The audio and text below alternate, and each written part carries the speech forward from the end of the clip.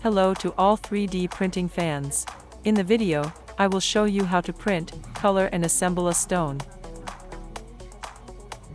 Use standard settings for PLA material.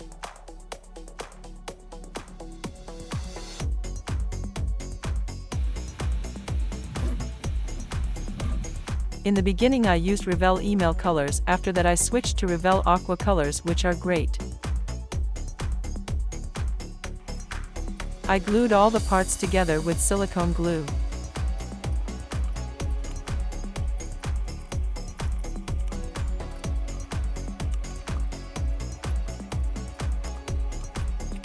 To make the walls of the cube perpendicular to each other, use the fixture.